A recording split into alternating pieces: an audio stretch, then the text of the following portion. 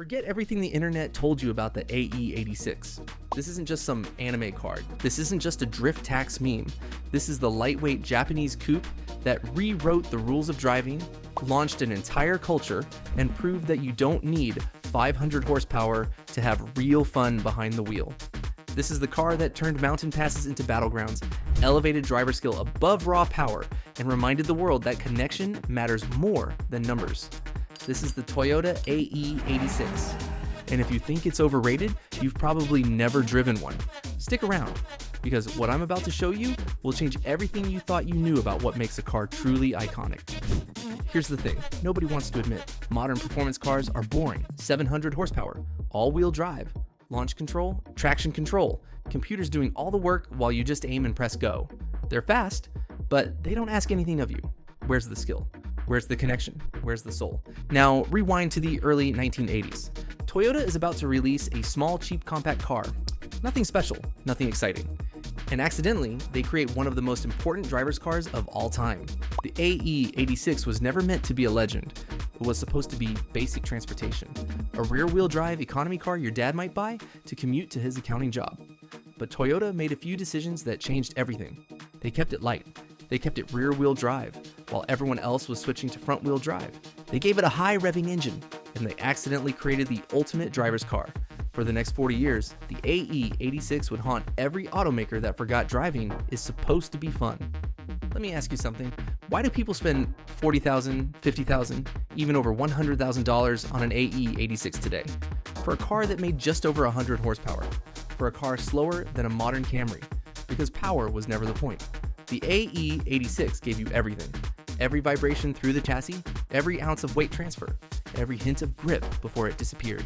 You didn't just steer it, you felt it. You knew exactly what the rear tires were about to do before they did it. This wasn't a car you drove, it was a car you danced with. And once you understand that, everything else starts to make sense. Let's go back to the beginning. The oil crisis is still fresh in everyone's mind. Front-wheel drive is taking over. It's cheaper, more efficient, better in bad weather. Honda is winning with the Civic. Volkswagen is winning with the Golf. Rear-wheel drive, especially in small cars, is dying. Toyota's Corolla platform, the E80 chassis, actually came in both front-wheel drive and rear-wheel drive versions. Most people bought the front-wheel drive ones, but the AE86 was different. In Japan, it was sold as the Corolla 11 with fixed headlights, or the Sprinter Trueno with pop-up headlights. In North America, we got the Corolla GTS. 2 doors or 3. Simple, lightweight, around 2,300 pounds. Up front, McPherson struts. In the rear, a 4-link solid axle. Nothing fancy, nothing expensive, just honest engineering. Under the hood was the legendary 4AGE, a 1.6-liter dual overhead cam 16-valve inline 4 with a Yamaha designed cylinder head. In Japan, it made about 128 horsepower. In the US, emissions dropped that number to 112. But what mattered wasn't the power, it was the way it made that power. A screaming redline above 7,000 RPM, throttle response that begged you to downshift, an engine that punished lazy driving and rewarded commitment. And then there was the balance.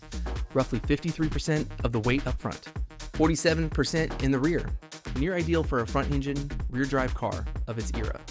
Combine that with low weight and quick steering, and you got something magical. A car that rotated, a car that wanted to oversteer, a car that rewarded skill instead of brute force. And when it was new, it was cheap. This wasn't a rich person's toy. It was blue-collar, accessible, a people's sports car. The AE86 should have disappeared. It was slow, old school, built on economy car bones. When production ended in 1987, it should have faded into obscurity like so many other forgotten Japanese coupes. But something happened in Japan. Up in the mountains, on tight technical roads called Tuge, drivers discovered something important. Horsepower didn't matter up there. Balance mattered, precision mattered, driver skill mattered. And the AE86 was perfect for it. Light, predictable, forgiving, but honest. Street racers learned that with proper weight transfer and throttle control, you could carry more speed through corners than cars with twice the power. The car became a weapon, a legend of the underground. Then, in 1995, a manga artist named Shuichi Shiginu told a story about a quiet tofu delivery driver named Takumi, a story about an old AE86 humiliating more powerful cars in the mountains. That story was initial D. The manga exploded, the anime followed, and suddenly, kids all over the world wanted an AE86. Not because it was fast, but because it represented something pure: skill over power, technique over technology, driver mod over horsepower. Now let's be honest, how much of the AE86 reputation is real, and how much is anime hype? The answer is both. Yes, Initial D made the car globally famous. Yes, prices skyrocketed because of it, but the reputation didn't come from fiction alone. Professional drivers said the same thing. Racing legends said the same thing. Tuners said the same thing. The AE86 teaches you how to drive. Keiichi Tsuchiya, the Drift King himself, built his reputation in an AE86, long before drifting had a name. He didn't choose a turbo monster. He chose a car that exposed every mistake you made. Motorsports tell the same story. The AE86 was highly competitive in its class. Rally, circuit racing, grassroots motorsport, drifting. It punched far above its weight. And decades later, the aftermarket is still massive. TRD, Tomei, Tota Racing, HKS, you can still build one from the ground up. Engine swaps are everywhere. Supercharged 4 AGZE, 20-valve blacktop to ZZGE swaps. People even stuff absurd engines into them with serious fabrication and reinforcement. And the community? Alive and thriving. 86 Fest, club chapters worldwide. Tens of thousands of owners still sharing builds, track days, and hard-earned knowledge. This isn't nostalgia keeping the AE86 alive, it's passion. So let's talk reality. Should you buy an AE86 in 2026? Clean examples are $25,000 to $50,000. Pristine cars can hit six figures. That's insane money for a car that originally cost 10 grand and barely cracked 100 horsepower. The drift tax is real. The anime tax is real. The JDM tax is very real. But for some people, it's still worth it, because there is no modern equivalent. Toyota tried with the GT86 and BRZ. Great cars, but heavier, more complex, more filtered. The rawness is gone. The AE86 is something we don't get anymore. Lightweight, mechanical, analog, no modern driver aids, just you, the road, and a perfectly balanced chassis. And here's the hard part. If you're watching this right now and don't already own one, you're probably priced out unless you get lucky. Unless you find that forgotten garage car. That one owner who doesn't know what they have, it still happens. But it's getting rarer every year. So what's the alternative?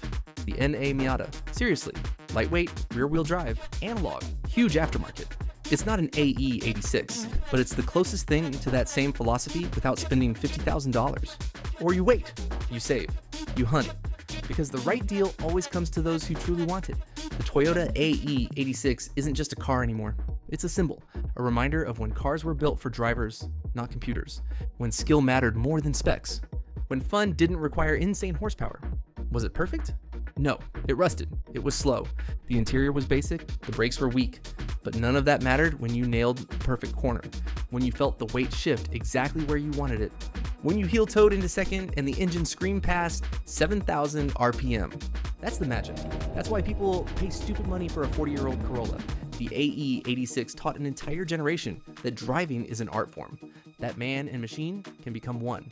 And in a world of silent electric SUVs and self-driving appliances on wheels, that lesson matters more than ever. The AE86 isn't just a car, it's a philosophy, and that philosophy will never die. If you're lucky enough to own one, cherish it. If you're hunting for one, stay patient. And if you understand what this car represents, you already get it. Drop a comment. What's your AE86 story? Dream build? First time you saw one? And if you think it's overrated, I want to hear why. Hit like if you learned something new. Subscribe for more deep dives into the cars that changed everything. Because the legend lives on, and it always will.